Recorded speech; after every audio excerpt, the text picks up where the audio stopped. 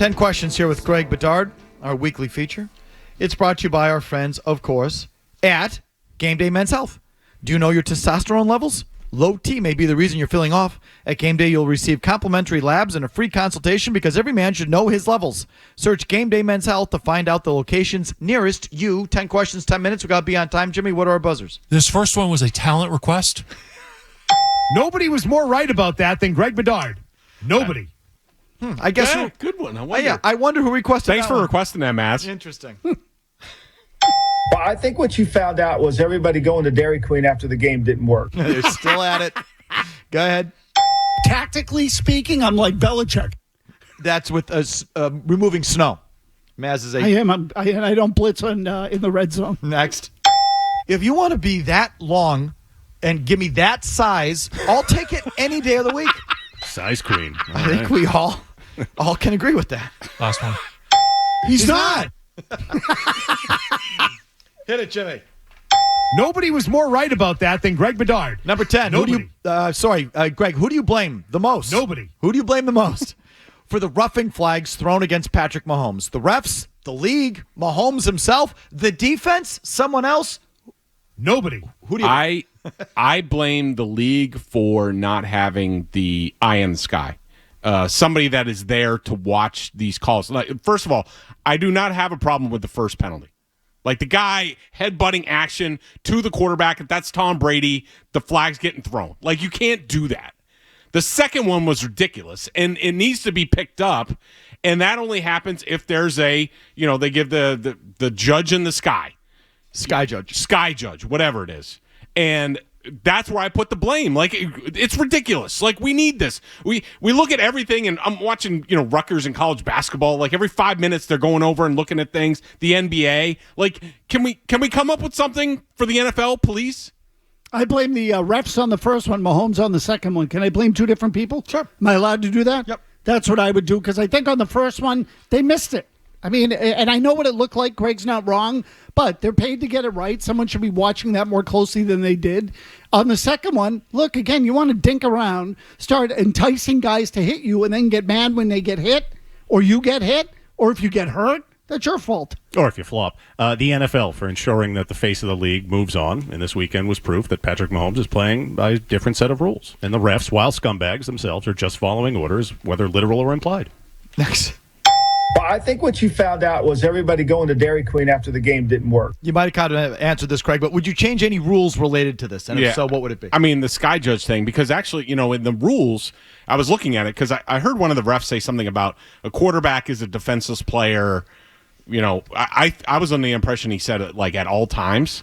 But no, it's just on a change of possession. It's in the rule. I would definitely take that out. Like it was because of the Jared Goff play that they were talking about. Oh, he got smoked. Yeah, I mean, but I didn't realize, or I had forgotten that a quarterback is a defenseless player on a change of possession. Like you're not allowed to hit him in the head and neck area. The sliding rule's got to change. Like quarterbacks got to get down earlier to eliminate the gray area because they exploit it or get out of bounds. Like we've talked about this before. To me, that one's got to change. Embellishment rule. You flop like Mahomes looking for a call, you get a 15-yard penalty, and you lose it down. I would love that one. Next.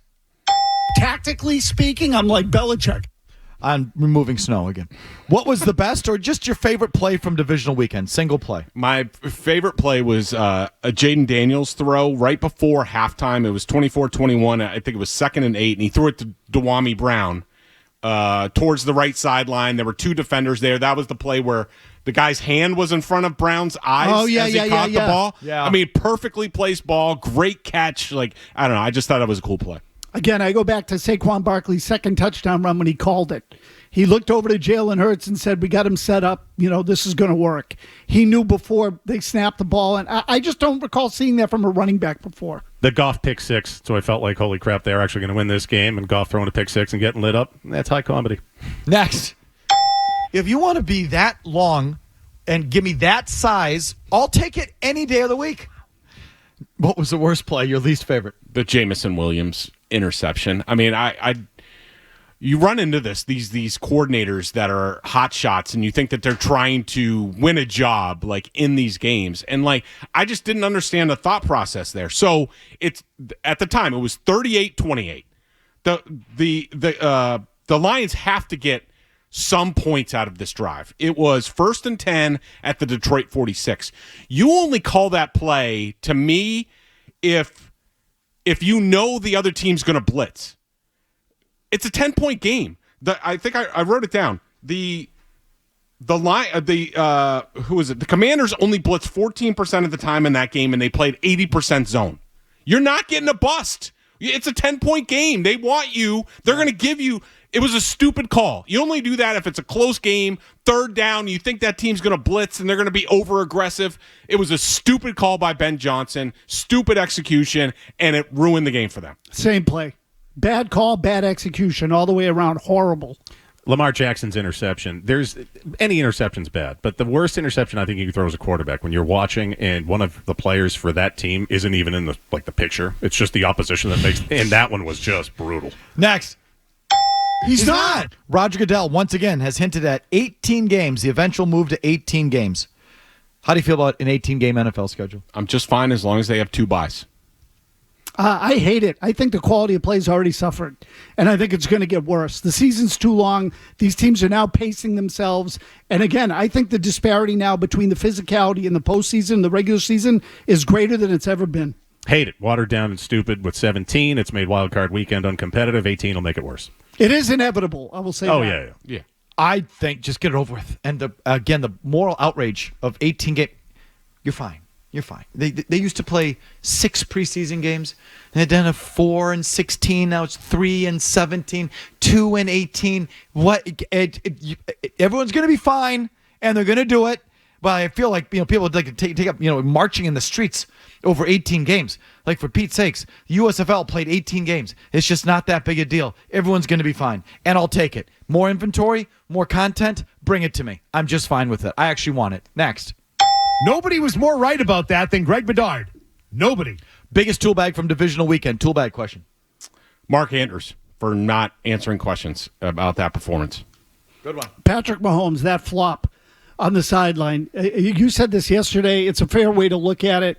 You're above that. He's the best player in the league. Stop being a bitch. Euro soccer player Patrick Mahomes. He should be above it. Next. Tactically speaking, I'm like Belichick. Nick Sirianni, number 4. Nick Sirianni is now 8-0 in his career versus Sean McVay, Matt LaFleur, and Dan Campbell. Is Nick Sirianni underrated? No, he's just had the more talented teams thanks to Howie Roseman every time against those guys. Yes, he's underrated. Yeah. 48-20. He's going to an NFC championship game again. Is he perfect? No. Is he the greatest coach of all time?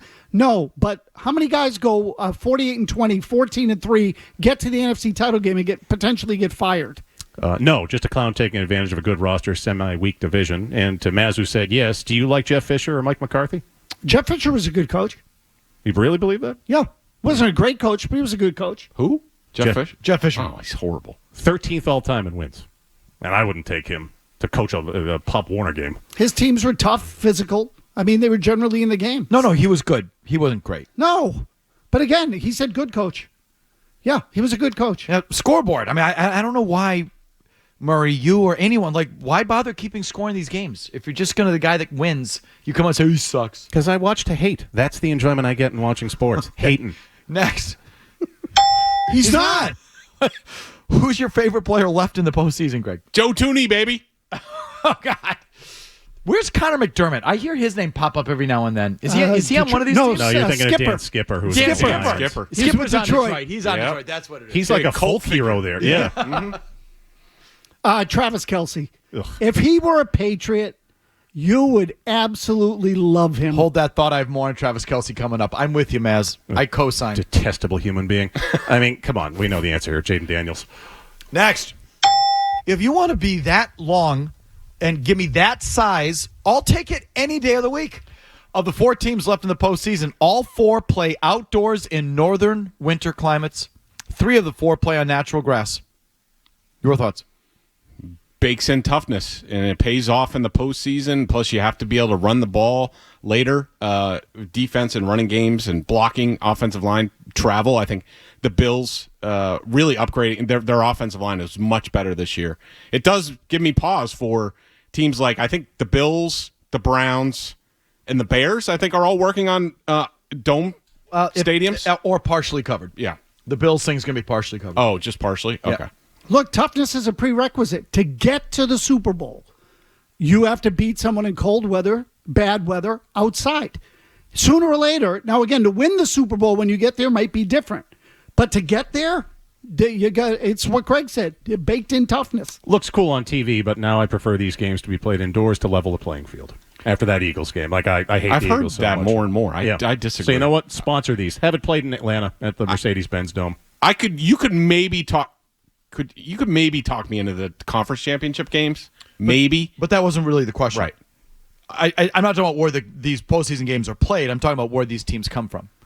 Once again, it's another year where dome teams, Southern teams. But I love it. I put that question. It's not really a question. It's just a way to scratch an itch.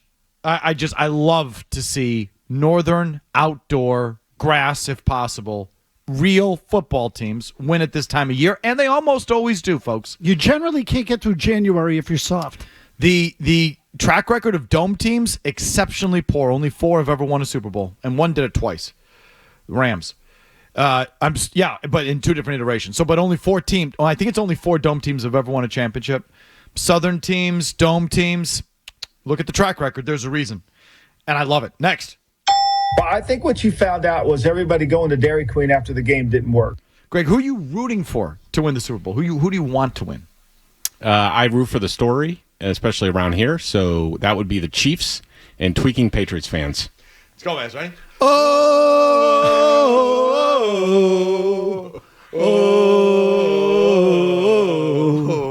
I think that's offensive. Can we get HR down here?